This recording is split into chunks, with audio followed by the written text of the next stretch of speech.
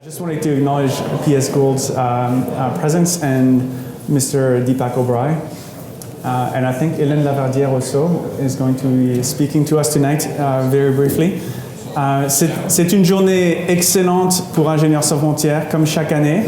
Nous avons 60 volontaires qui sont venus from coast to coast to engage with members of parliament for a full day on issues of Canada's international engagement, Canada's international leadership.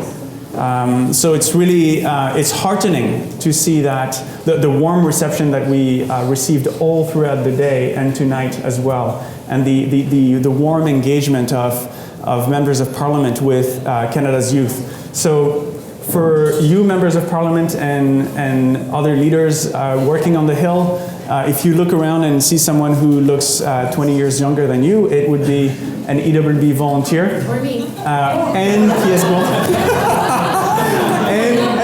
and they will have powerful stories of what this day meant for them.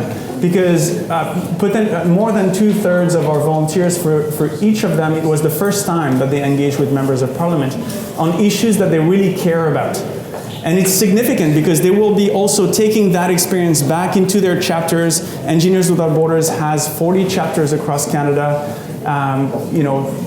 30 some of them are based at universities, and some cities as well are represented. And so each single volunteer will also bring back a message that Canadian MPs are really excited to hear about the values and beliefs and desires of their constituencies and of youth across the country.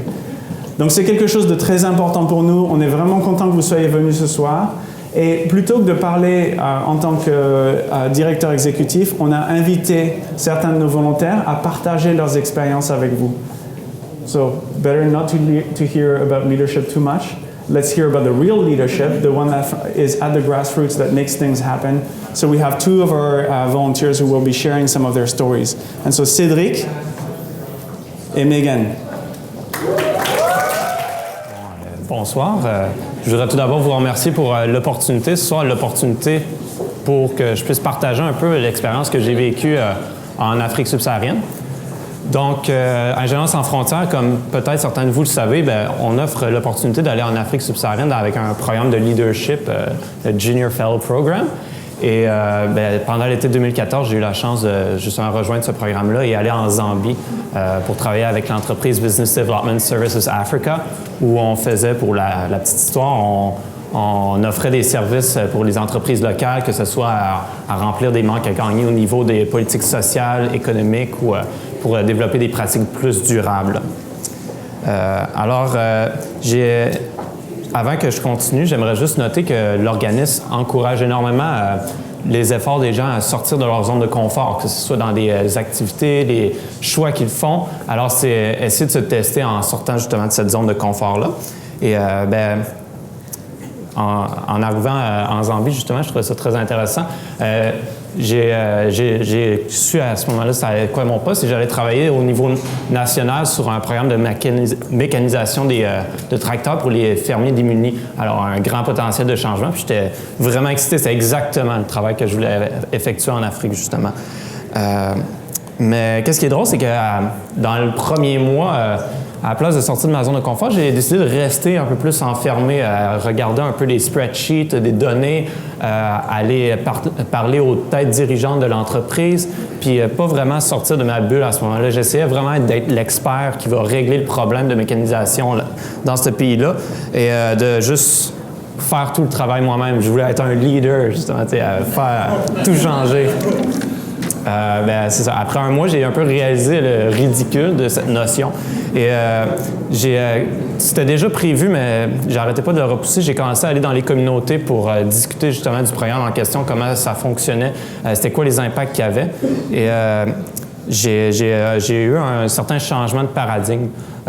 Avant, comme je le disais, je me voyais comme l'acteur de changement, celui qui apportait le changement, mais j'ai réalisé qu'en fait, j'avais le privilège d'être le porteur des voies de changement là-bas, les agriculteurs locaux, eux qui transportaient, qui avaient toutes les connaissances puis qui étaient affectés par le programme au final. Alors, à l'aide de consultations de différentes formes. Là, on a fait des ateliers, on dessinait, on prenait des notes, surtout et souriant. En fait, on discutait de tout. Ces gens passionnants et passionnés m'ont ouvert les yeux et m'ont permis un peu de comprendre les problèmes parce que le programme était extrêmement problématique. Mais par contre, on a réfléchi ensemble à trouver les solutions. Puis finalement, on est arrivé avec un document qu'on a présenté à l'entreprise, une entreprise qui, plus souvent qu'autrement, malheureusement, n'écoutait pas les agriculteurs parce que c'était du petit monde, puis il n'y avait pas beaucoup de capital.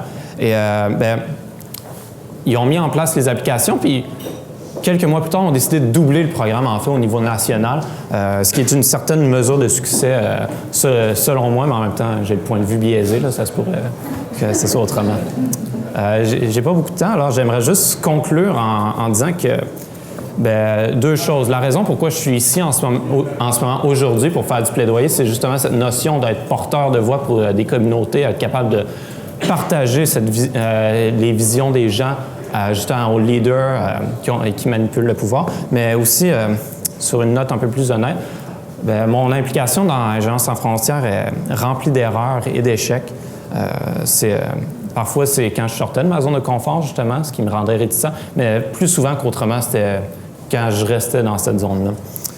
Et j'essaie de retirer mon expérience en Zambie, l'importance de prendre des rôles où que je vais être inconfortable, que je ne suis pas nécessairement tailor-made, comme les anglophones aiment bien dire, et que je peux justement grandir dans ce rôle-là. Un exemple, justement, c'est j'essaie de faire de plus en plus de présentations orales devant le public. Je vais vous en revenir sur comment ça va. Merci. Hi, everyone. So my journey in EWB started back in 2009. I was a very idealistic high schooler who accidentally wandered into a session at a youth conference for Engineers Without Borders, thinking I was in the Doctors Without Borders session. And even though I had no desire to become an engineer, and although I'm not an engineer, I decided to stay in that room. And I think it was the best accident that has happened in my life so far. So what that accident led to is now what has been a 7-year commitment, and what now I consider a lifelong commitment to not only being an EWBer, but to committing myself and my life and my career to creating the world that I want to see. And when I think of my moments in EWB, there are the very glamorous ones, so to speak, such as speaking to a room of esteemed folks such as yourself and having your heart racing. But the moments that really epitomize EWB for me are the moments that aren't really sexy and are actually kind of foolish. So the moments that I really think of are when me and one of my best friends from university, Karina, put on banana suits with the Fair Trade logo and walked around our university campus and explained why ethical consumption and fair trade was an important thing for our university to be considering and an important thing for young people to be talking about. Or it's me looking at what's campaign? Was it Protect Aid was the campaign. And we were working towards protecting the aid budget. And it was probably 1 o'clock in the morning. And I had a stack of signatures in my hand. And I was literally just inputting signatures into a spreadsheet to see what the total was. And I remember hitting refresh on the Protect Aid website, and we had just hit over 20,000 signatures, and screaming out loud.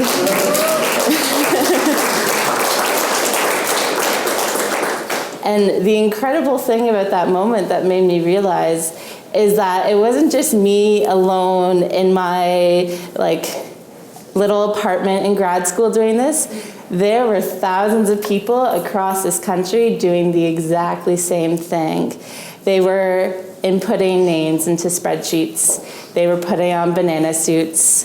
They were calling up their MPs. They were going into classrooms and talking about issues that mattered to them. whether it was enhancing engineering curriculum to be mindful of global issues, whether it's making age more transparent, or whether it's saying we do not accept a world that exists with poverty. And together we work together tirelessly, and I think are really moving towards the type of world and the type of Canada I feel really proud to be part of creating. So something that really has resonated with me and I want to end with is you come to EWB for the cause and you stay for the people. 7 years ago, I heard about Engineers Without Borders and I came for the cause, and I'm still here, and I think we'll spend the rest of my life here because of the people. Thank you. So first of all, I have to start off by apologizing to Boris because I heckled him during his opening remarks. But I did it because yeah. All the time. Well, and this is the thing, is that he mentioned how much he enjoyed question period and how he wanted to experience heckling. So I thought I'd start off by welcoming you to Parliament.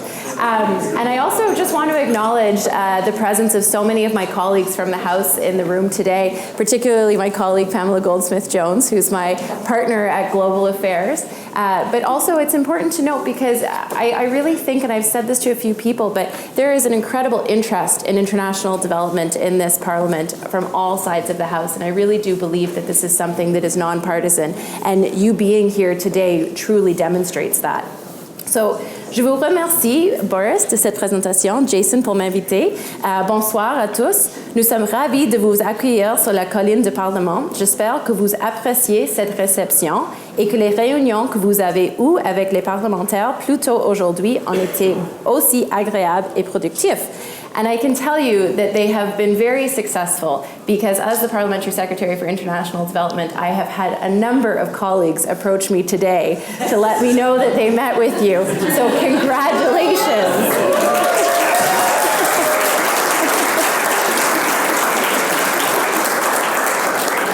And I also want to mention that Engineers Without Borders holds a very special place in my heart, because it was actually the first conference that I addressed as Parliamentary Secretary back in January. So thank you for reaching out to me today, and I'm glad you have that.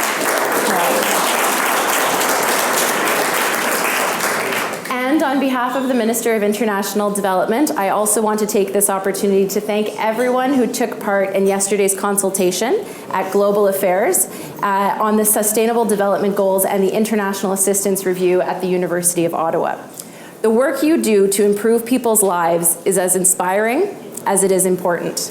I am sure we can all agree that 21st century problems require innovative 21st century solutions. That is why our government is taking the time to review Canada's international assistance. And we want to hear from youth about how to make that happen, especially young leaders like you who have first-hand experience living and working abroad. Supporting international opportunities for youth is a key government priority and personal undertaking of Prime Minister Trudeau. I can't stress enough how much youth are important, not only for myself as a youth, I still am a youth, at least for the next year, but for this whole government. In fact, the Prime Minister himself serves as Minister of Intergovernmental Affairs and Youth. We understand as a government the importance of engaging youth not only on issues that affect them directly, but on all national and global issues. Your input is needed and will be valuable as we determine how best to focus our international assistance to help the poorest and most vulnerable and support those living in fragile states. Votre contribution sera essentielle afin d'amener de nouvelles idées et de nouveaux partenariats pour rendre l'aide internationale du Canada mieux adaptée aux besoins, plus efficace et plus novatrice, alors que nous collaborons pour atteindre les objectifs de développement durable. Alors, merci encore de partager vos idées et profitez bien du reste de la soirée. So, thank you so much for sharing your ideas. Enjoy this evening on Parliament Hill, and I look forward to talking to my colleagues about their meetings with you in the future. Thank you. Thank you very much. But before I start, let me be very, very clear. I feel young at heart.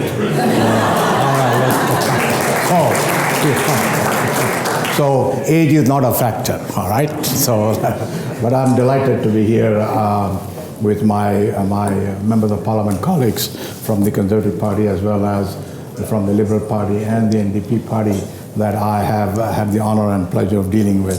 I am the longest serving Conservative member of Parliament, but also the longest serving Parliamentary Secretary for Foreign Affairs and international human rights and international development. And I'm very glad to see two of them take my job that I just gave up 6 months ago of the Canadian Parliament. As long as you've been in it. That's right. So, and I had a great pleasure, and I'm very happy to see that they are indeed, both of them very much committed to international development and committed to working with reputable NGOs. Let me say this, reputable NGOs. And Engineers Without Borders is one of those organizations that has really established itself in the international field as one of the most reputable organizations. Let me say this, they have been bugging me for the last 10 years in my Calgary office, coming and saying, this is what we've been doing, and we want you to do this, and we want you to do this. And you know what, their advocacy has been very, very successful, And so, this is an organization that we will all support, and as you heard from my successor, that they would be supporting them very clearly through the initiatives that you have taken. But on a personal note, I just met, as you said, wave your hands. All of these young people. First of all, it really impresses me, and I don't know what to say. They say Engineers Without Borders, but they're not engineers. And that's what surprised me. They're not engineers, but they are advocacies who want to do international development.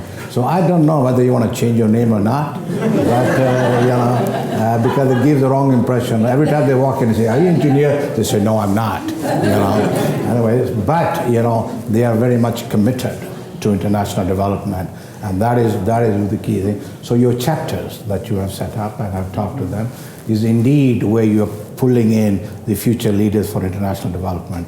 That will go out and do Canada great proud out there in the international world.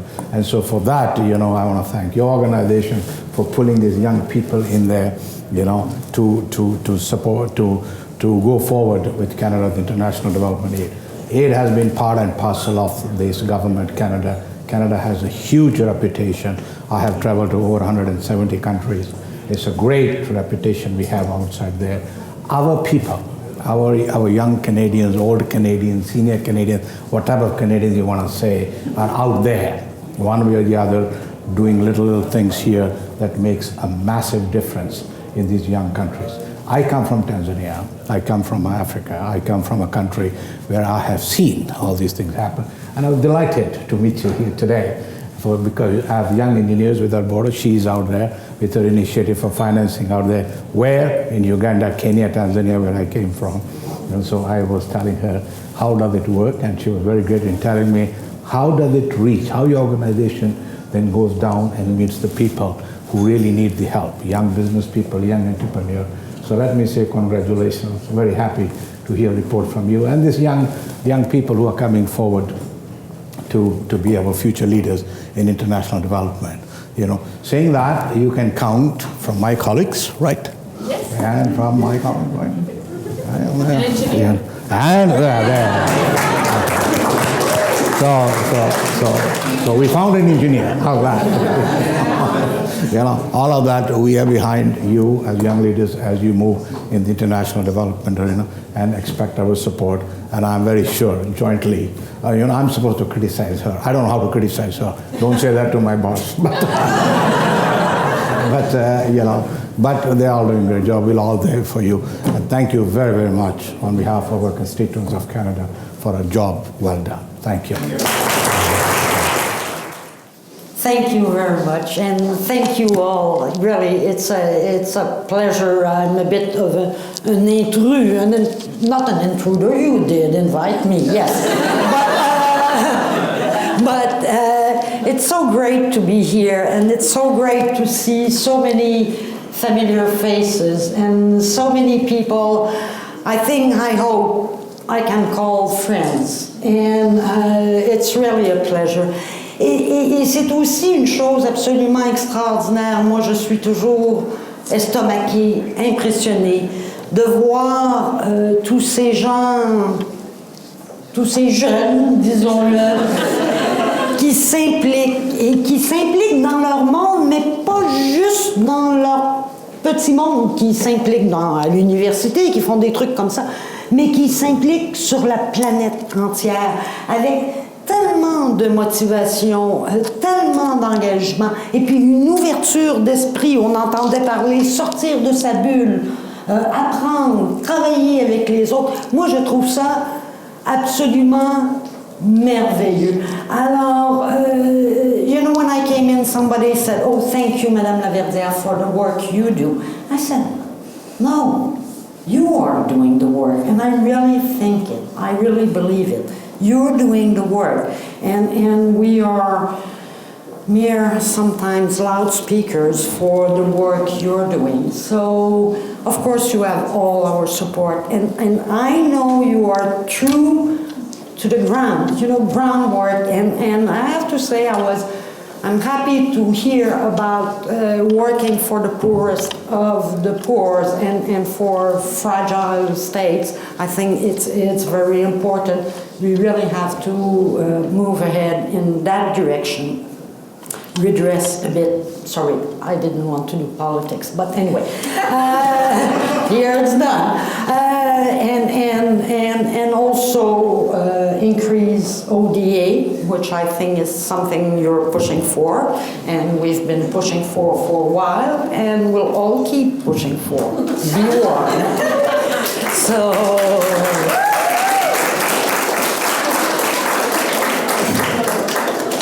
I have just one complaint.